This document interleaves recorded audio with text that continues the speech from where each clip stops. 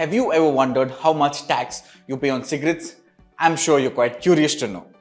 The total tax burden on cigarettes is 52.7%, 22% for bidis and 63.8% for smokeless tobacco. This includes several taxes like central excise duty, NCCD, 28% GST and compensation cess, as it is a sin good. So next time you smoke a cigarette, more than half of the price is for the sin you are committing and getting taxed for. In context, tobacco products and cigarettes attract sin tax as they are deemed harmful to the society due to their potential to cause harm and health issues. Okay, wait, but why are we talking about this? Whenever the union budget is presented, the government has more or less always increased the taxes on cigarettes. And one specific stock always grabs the spotlight when it comes to this. Can you guess which one I'm talking about? It is ITC. And guess what? As the union budget was announced recently, Finance Minister Nirmala Sitharaman announced no changes to tobacco taxation in her budget address, creating a smooth sail for the ITC company. In fact, prices breached the 500 rupee mark briefly, with the positive news making it hit all-time highs. We will discuss the exact reason behind the surge, but before that, let's look at ITC's business.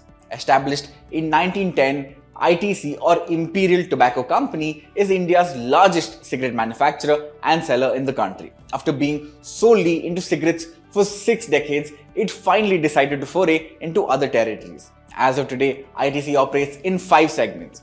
The biggest revenue generator is from the cigarette business. Apart from that, it operates in the FMCG sector, hotels, paper and packing, agri-business, and recently ventured into information technology. Now let's look at the revenues of these segments. Being a powerhouse in the tobacco industry and the market leader of India's cigarette market, the cigarette business is the biggest revenue generator with 30,597 crores, followed by the FMCG segment. Both of these put together contribute about 66.3% of the revenue breakup. The agri business comes in third with 14.9% contribution. The hotel segment contributes about 4.4% to the total revenue. Now, what about its overall financials for fiscal year 24? ITC's revenue from operations saw a slight increase of 0.42% in 2024 to 76,840 crores. Despite this minimal increase, ITC's total income increased by 1.36% for the same period, and this growth was driven by a significant rise in other income. As you're aware that cigarettes attract several taxes, one of which is excise duty, saw an increase of 6.77% from the previous year. Now moving on to the bottom line of profitability. It increased by 6.5% to 20,751 crores. The company maintained a healthy operating profit margin at 38%, showing its efficiency to generate profits.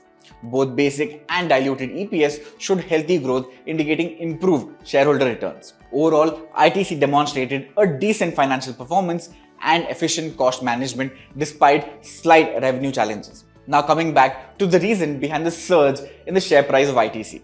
ITC's share price jumped after the government decided to keep the current tax rates on cigarettes and other tobacco products unchanged. This move reassured investors, signaling a stable and a predictable environment for ITC's tobacco business. And according to Jefferies, no news is great news for ITC, and expect the unchanged taxes and stable GST rates until 2026 will be a positive for ITC. And it does make sense, right? ITC, known for its dominant position in the cigarette market, is heavily reliant on this segment for its revenue. Any increase in taxation typically leads to a decline in cigarette consumption, consequently impacting the company's financials. Hence, the government's decision to keep taxes unchanged came as a major relief for ITC.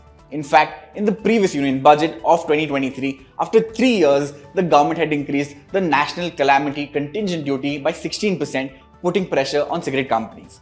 Additionally, since the finance minister in the recently announced union budget increased the rural allocation by 12%, it further supports ITC's non-tobacco business such as FMCG and agriculture. Furthermore, the revised changes to the new tax regimes would result in savings in the hands of consumers, which will in turn be positive for FMCG related stocks, including ITC. All in all, while the government's decision of keeping taxes unchanged is undoubtedly positive for ITC, it's essential to note that the company operates in a highly regulated industry. Future tax policies, consumer behavior and competition will continue to influence its performance. Having said that, this is me, Ralison, signing off. Have a great day and stay safe. Investments in securities market are subject to market risks. Read all the related documents carefully before investing.